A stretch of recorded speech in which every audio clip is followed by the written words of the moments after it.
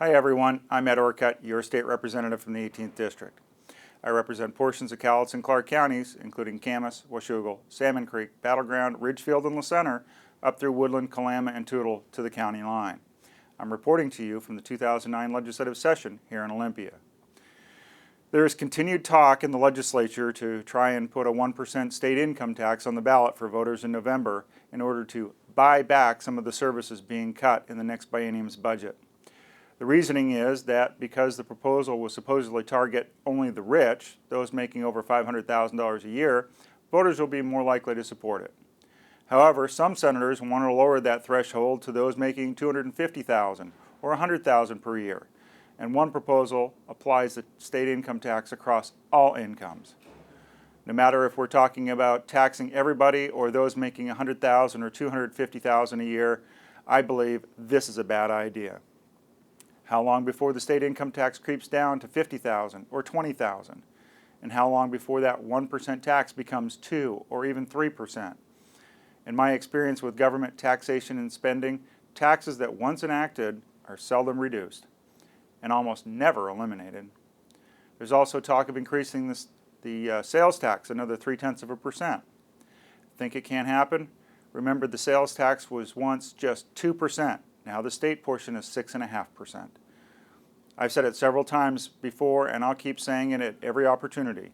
We do not need a tax increase to balance our budget, educate our kids, and take care of the most vulnerable among us. Speaking of taxes, April 16th is Tax Freedom Day for Washington State.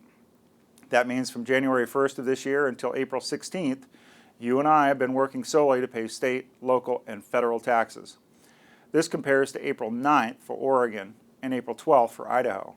In fact, Washington is ranked number 8 in the nation for how long we work just to pay our tax bills. Do we really need to add to this bloated tax burden with a state income tax or an increase in the sales tax that some people are proposing? I say no. Speaking of taxes, last week an independent study was released on Washington's business competitiveness. It pointed out that Washington's high business taxes are one of the primary challenges we have in retaining and luring new businesses to the state. Of the top concerns in the findings was that Washington has the 5th richest unemployment benefits and the 2nd highest employer tax in the nation.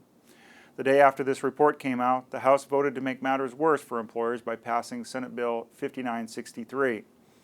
There had been an agreement reached between the employer community and the employees that would raise unemployment benefits this session, but also would address the overtaxation of employers. The benefits we raised earlier in the session.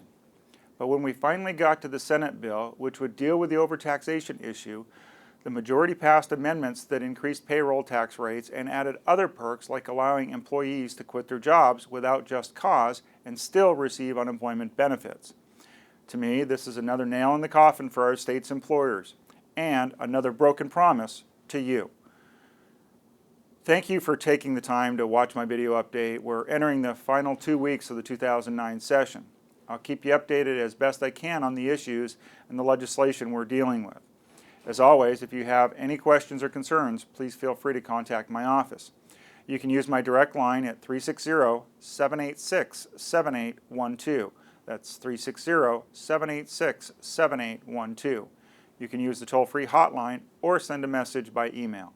And don't forget to check my webpage for news. I'm Ed Orcutt, your state representative. I want to thank you again for joining me.